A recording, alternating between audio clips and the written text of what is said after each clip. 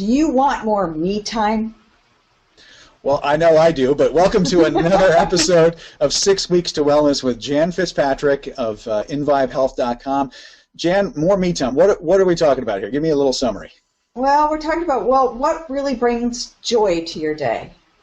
Do you like to meet with friends or read a good book, watch a favorite TV show or movie? Do you love to take a walk? Or do you really like to learn something new? All right. Well, that sounds good. I think we can all stand to have a little more me time. Let's talk specifics here. What are we going to try to cover in this brief episode here? Well, we're going to talk about minding your mind, and moving your body and feeding your soul. Well, those all sound like excellent things, 3 excellent points. So we'll start with minding your mind. Let's dig into that a little bit. What about minding my mind is going to, result in better quality me time? Well, there's always, do you have a nightstand near your bed? I do.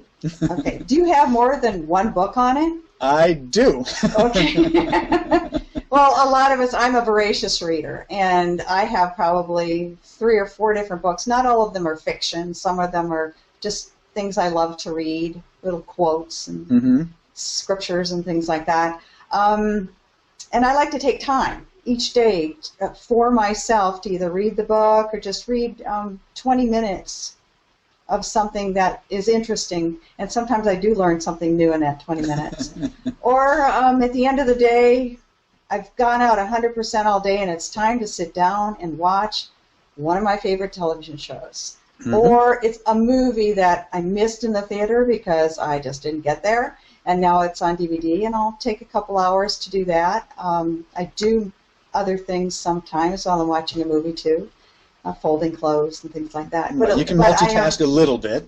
Yeah, I'm bringing my mind to a happy place. Yeah, okay, well that's excellent. So that's what you mean by minding your mind then. So doing the things that are pleasurable to the mind. Yes, Education is actually fun, even though schools try to, make us forget that. But learning is a lot of fun, right? It's I love to learn new things, and I'm always reading multiple books. But sure, movies, music, feeding your mind with this kind of healthy, good stimulation sounds like good stuff. Yeah, and if you want to, also if you have a practice of prayer or meditation, that's also an excellent thing. And make sure you put it into your schedule. Because it really, if it brings joy to you, then you're bringing joy to everyone around you, and you'll have more fun that way. Well, I think you make a great point too, because feeding your mind with stuff is one side of the coin, but actually calming your mind and quieting your mind is also a great way to take good care of that me time.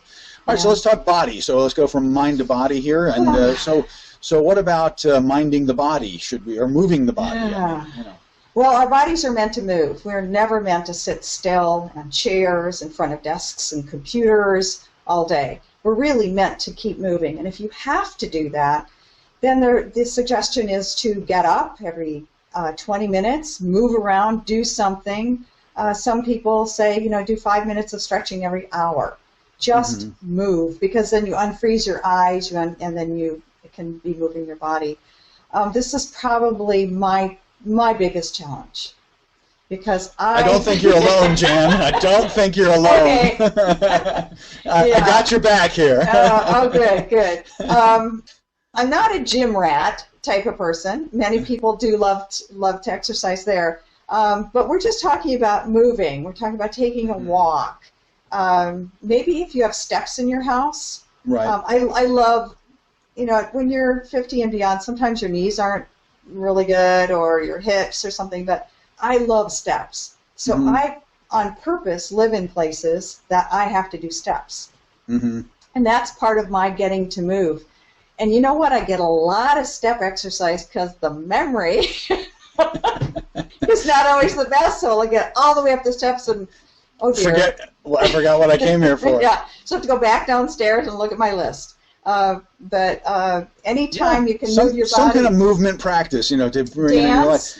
I'll tell you, put your favorite music on and just dance around. I'm a little bummed out right now because I got one of those little Fitbit things and it broke at this point. But it really was helping a lot because it got sort of addictive, to see how I was doing in terms of trying to hit that goal of 10,000 steps, and it made me do fun things. So you're right. I would start doing the stairs and not the elevator. I would start to park at the far side of the parking lot instead of looking for the close spot, because I knew that I wanted to. So it just kind of shifts your mind to say, all right, let me see how I can get rid of some of the conveniences of life, because I need to move. I need to walk. Otherwise, I'm just too sedentary, and it's not good. Well, we did talk about scheduling those things, and that's one of the things I do schedule in my day. But it's going to what you said, not only scheduling in your day, but actually having a goal for each thing. I love to walk into town. I have that ability to not have to use my car all the time. Right. So I will find things to do in town just so I get my 2 miles in. Right.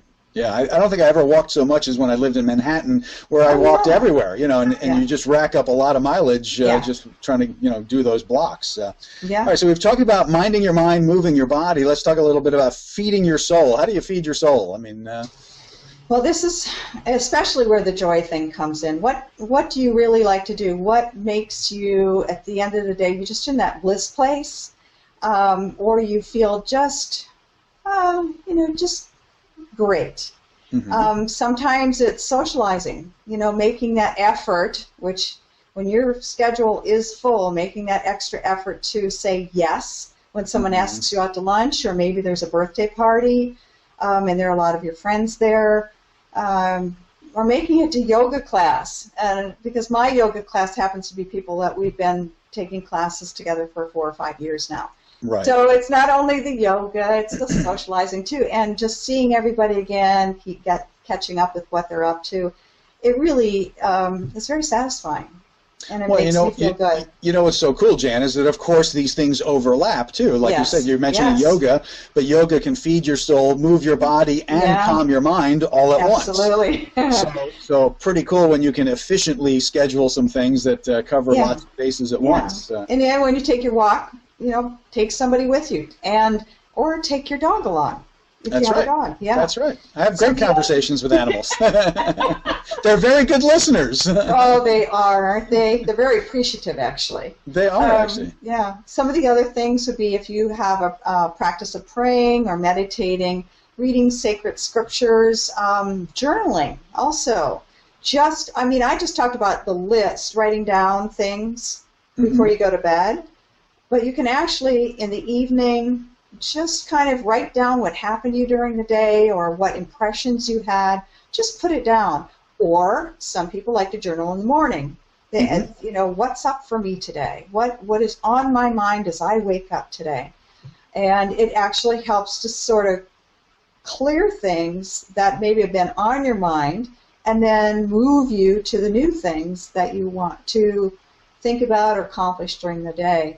And another wonderful thing that I have a few friends who do this too is if they're in the arts, the writers, poets that I have in my life, my son who's an artist, painter, doing anything in the arts is also feeding your soul. And if you're a crafter, you like to put together scrapbooks, and because that focus on one thing for that amount of time, whatever it might be, is taking you away from the outside world and really finding your happy place. And as long as you're in your happy place, you're building a happy mind, a happy body, and a happy soul.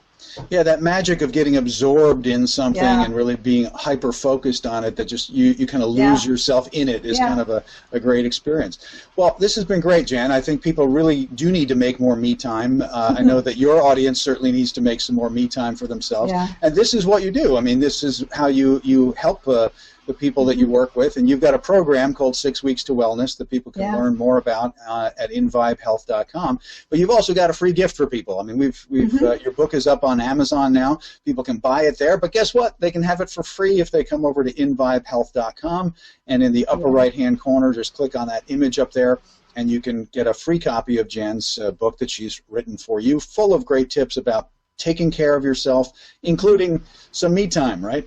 Yes. So there's all that good stuff. Come on over to inVibeHealth.com, and we'll have other episodes of 6 Weeks to Wellness here for you and bring you more tips and strategies to have a happier, healthier life. So until next time, Jan, I appreciate you taking the time and helping us focus on some me time. Thanks. See you soon.